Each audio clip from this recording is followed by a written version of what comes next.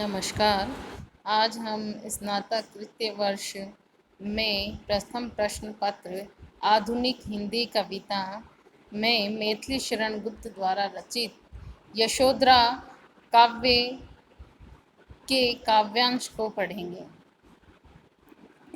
इससे पूर्व की हम बात कर चुके थे कि यशोधरा काव्य है वो मैथिली शरण गुप्त ने यशोधरा जो गौतम बुद्ध की पत्नी थी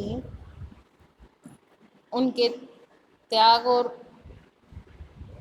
उच्च आदर्शों को दर्शाता है।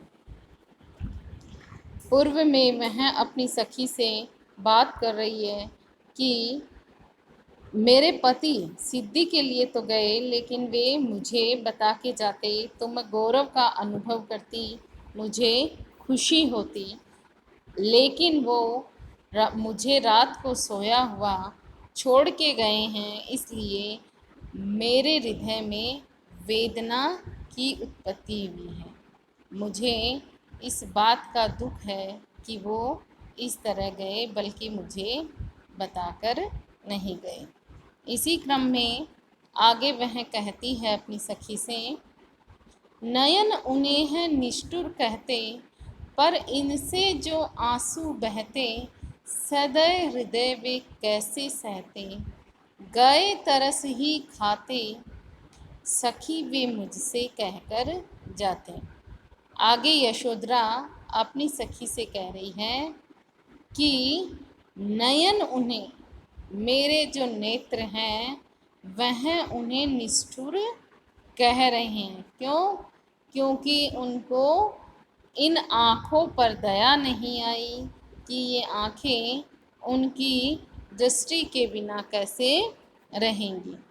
पर इन आँखों से जो आंसू बह रहे हैं वह सदैव हृदय यानी दयालु हृदय जो हैं वे कैसे, दयालु हृदय वाले वे कैसे सहन कर पाते, गए तरस ही खाते, इसलिए वे तरस ही खाते यानी तरस के ही चले गए। सखी वे मुझसे कह के जाते, सखी वे गए लेकिन मुझे बताकर जाते तो मुझे ज़्यादा गौरव होता। आज मुझे जो वेदना हो रही है वह नहीं होती। आगे वह अपनी सखी को कह रही है, जाएं सिद्धि पावें वे सुख से, दुखी न हो इस जन के दुख से, उपालंब दूं मैं किस मुख से, आज अधिक वे भाते, सखी वे मुझसे कहकर जाते।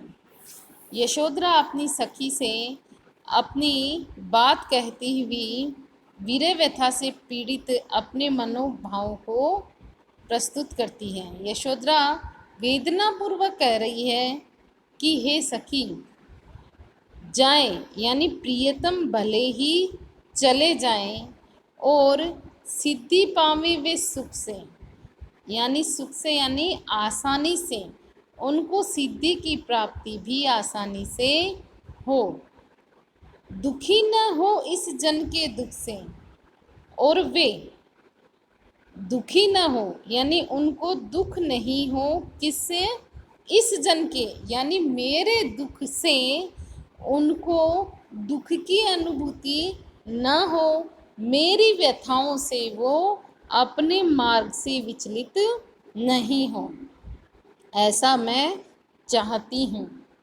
उपालंब दूं मैं किस मुख से, आगे वह कह रही है कि अब मैं किस मुख से उन्हें उलाहना दूं। क्यों? क्योंकि जब उन्होंने मुझे पूछा तक नहीं, मुझसे कह के नहीं गए, तो मुझे उपालंब या उलाहना देने की ज़रूरत ही क्या है कि किस मुँह से यानी किस तरह से मैं दूं उनको उलाहना।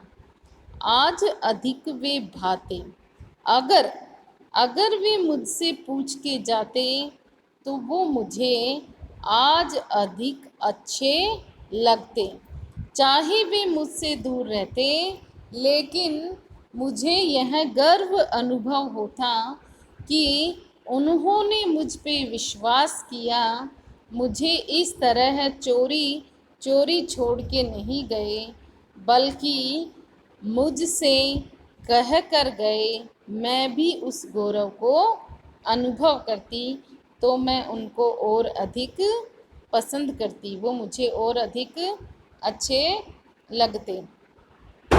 सखी वे मुझसे कह के जाते, हे सखी वे मुझसे कह कर जाते। गए लौट भी वे आवेंगे, कुछ अपूर्व अनुपम लावेंगे, रोते प्राण उन्हें पावेंगे, पर ना गाते गति सखी वे मुझसे कह के जाते।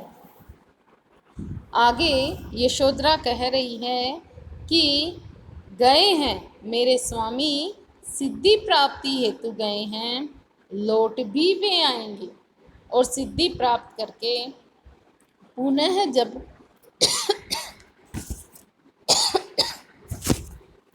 जब वह लौट करके आएंगे तो उनके साथ वे अकेले नहीं बल्कि कुछ अपूर्व अनुपम लाएंगे, अपने साथ अनुपम यानी अनोखा जो अपना ज्ञान का संदेश वह लाएंगे, परंतु रोते प्राण उन्हें पाएंगे, परंतु मेरे जो प्राण हैं उन्हें रोते रोते ही पाएंगे, पर या गाते गति। क्यों? क्योंकि वो मुझे छोड़ के गए, इसलिए क्या है, रोते रोते ही मेरे प्राण उन्हें पाएंगे। यानी अगर वो मुझसे कह के जाते तो मुझे गर्व की अनुभूति होती, उनके आगमन पर, उनके सिद्धि प्राप्ति पर, उनके ज्ञान प्राप्ति पर मुझे गौरव होता, गर्व की अनुभूति होती, जिससे मैं उत्साहित होकर उनका स्वागत करती। लेकिन वे जब आएंगे तो मुझे जो वेदना है उसकी अनुभूति हो रही है, उस अनुभूति के कारण मैं उनको रोते रोते ही मिलूंगी। आगे वह कहती है कि परिया गाते गति सखी वे मुझसे कह के जाते, अगर वे मुझसे कह के जाते तो मैं और अधिक गति से और अधिक उमंग से उत्साह से उनसे मिलती। इस तरह यहाँ यशोधरा परित्यक्ता नारी की विवशता और पुरुष की स्वार्थ परता के साथ साथ भारतीय नारी का भी चित्रण कर रही है। इसमें मैथिली शरण गुप्त ने नारी यशोधरा के माध्यम से नारी की विशेषता भी चित्रित की है।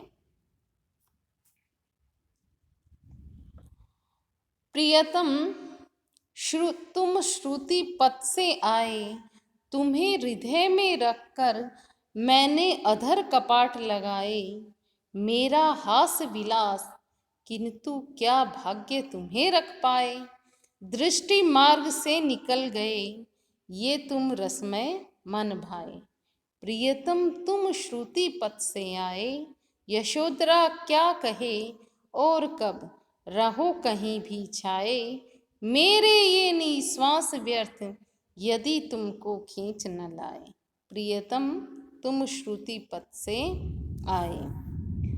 इस पद में यशोधरा है वह अपने पूर्व जब उनके पति सिद्धार्थ गृह त्याग से पूर्व उनके साथ थे तब की स्मृतियाँ व अपने एकाकीपन दोनों के बारे में बताती हैं।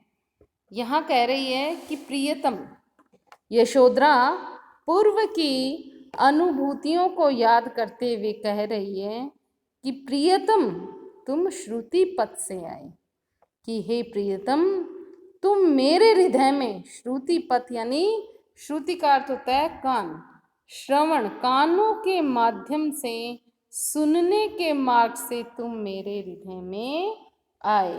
अर्थात मैंने तुम्हारे गुणगान को सुना था और तुम्हारे गुणों पर मैं मुग्ध हो गई और मेरे हृदय में तुम्हारे प्रति प्रेम का भाव उत्पन्न हो गया।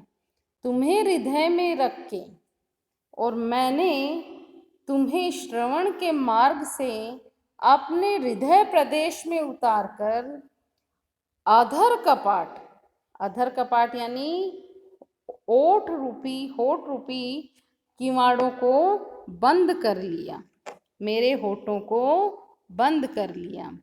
यानी वह स्मृतियों में ही डूब गई और उसके हृदय में क्या प्रेम का अंकुरण हुआ। मेरे हास विलास, आगे वह पूर्व स्मृतियों को याद करती हुई कह रही है, मेरे हास विलास यानी जब तुम मेरे साथ थे उस समय हम व्यंग्य विनोद तथा विलासपूर्ण वार्तालाप किया करते थे, किंतु क्या भाग्य तुम्हें रख पाए। लेकिन भाग्य को यह भी मंजूर नहीं था। दुर्भाग्य से वे दिन चले गए, भाग्य ने वो दिन सदा नहीं रखे। दृष्टि मार्ग से निकल गए ये तुम रसमय मन भाए। आगे वह कह रही है कि आज तुम मेरे नेत्रों के मार्ग से निकल गए, यह तुम्हारी यशोधरा अब तुम्हें क्या कहे। तुम मेरे हृदय रसमय मन भाए, तुम मेरे हृदय को अच्छे लगने वाले और रसमय थे, लेकिन तुम दृष्टि मार्ग से निकल के चले गए। प्रियतम तुम श्रुति पथ से आए, हे प्रियतम तुम श्रुति श्रवण मार्ग के माध्यम से मेरे हृदय में आए, मेरे हृदय में तुम्हारे प्रति प्रेम उत्पन्न हुआ। यशोधरा का क्या कहे और अब रहो कहीं भी छाए। आगे वह कह रही है कि अब मैं क्या कहूँ, तुम कहीं भी रहो, मेरे ये निश्वास व्यर्थ यदि तुमको खींच न लाए। यानी चाहे तुम कहीं भी रहो, लेकिन मेरी निश्वास यानी